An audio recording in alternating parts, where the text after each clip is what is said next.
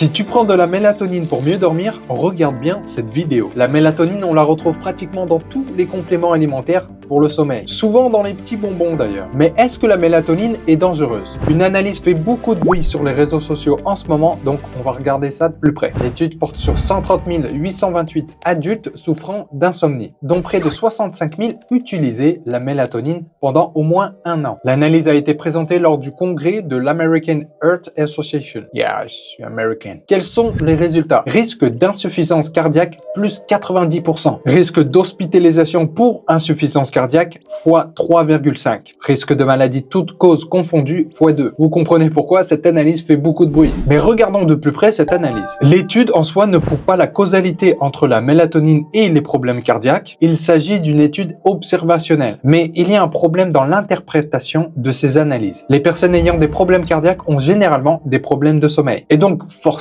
pour mieux dormir, ces personnes cherchent à trouver une solution. D'où la consommation de mélatonine. C'est-à-dire qu'en soi, la mélatonine n'est probablement pas la cause du problème, mais plutôt un recours pour ceux qui souffrent déjà d'insomnie. Et on le sait, les personnes ayant des problèmes chroniques d'insomnie sont exposées à beaucoup plus de risques d'avoir de maladies cardiovasculaires. Ce sont ces mêmes personnes qui consomment de la mélatonine. Donc en résumé, c'est que les personnes qui ont déjà des problèmes de sommeil sont exposées à plus de risques cardiovasculaires et de mortalité de toutes causes confondues. Mais dire que la mélatonine cause les problèmes cardiaques, c'est comme dire que les pompiers causent des incendies parce qu'ils sont toujours présents quand ça brûle. Autrement dit, la mélatonine n'est probablement pas la cause du problème, mais plutôt un recours utilisé pour ceux qui en souffrent. Le sommeil est un pilier qui influence tous les aspects de la santé. Vraiment, c'est impressionnant. S'il y a bien une chose à optimiser, c'est bien le sommeil. Et c'est pourquoi il y a beaucoup de personnes qui se tournent vers la mélatonine pour essayer justement d'optimiser leur sommeil. Mais est-ce que c'est une bonne approche? Alors,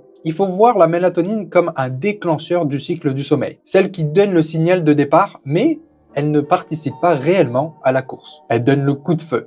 C'est tout. Une fois l'endormissement initié, d'autres mécanismes prennent le relais pour maintenir le sommeil sans nécessiter la mélatonine. Donc oui, la mélatonine en soi, elle est efficace pour s'endormir. Mais elle reste une hormone qui peut interagir avec d'autres hormones. Elle aide à s'endormir, mais pas forcément à garder un sommeil de qualité tout au long de la nuit. C'est pourquoi beaucoup de personnes se plaignent de se réveiller au milieu de la nuit sans pouvoir se rendormir. Mais quel est le problème avec les compléments alimentaires qui contiennent de la mélatonine? Certaines marques surdosent la mélatonine dans leurs produits. Et cela peut être problématique. La majorité des produits sur le marché ont trop de mélatonine. Et en plus de ça, beaucoup d'études ont été faites et qui ont montré que le dosage de mélatonine indiqué sur l'étiquette n'était pas le même que ce que contenait vraiment le produit. Quels effets secondaires sont associés à la consommation de la mélatonine? En général, il n'y en a pas à faible dose. Cependant, en cas de dose élevée ou d'utilisation prolongée, certains effets peuvent apparaître, comme l'irritabilité, la désorientation, confusion, une fatigue un peu prolongée. Des troubles hormonaux mineurs peuvent également survenir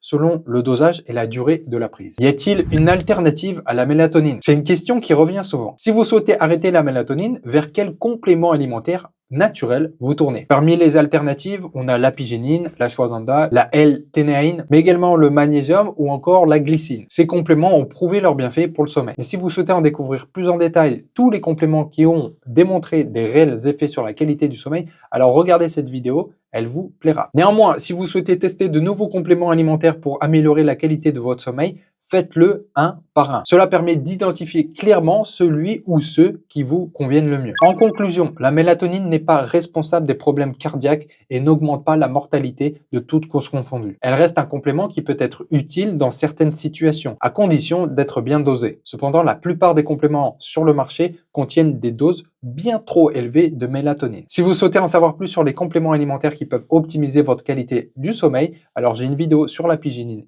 également ici qui pourra vous plaire. C'était Cyril de 10, à la prochaine. Ciao.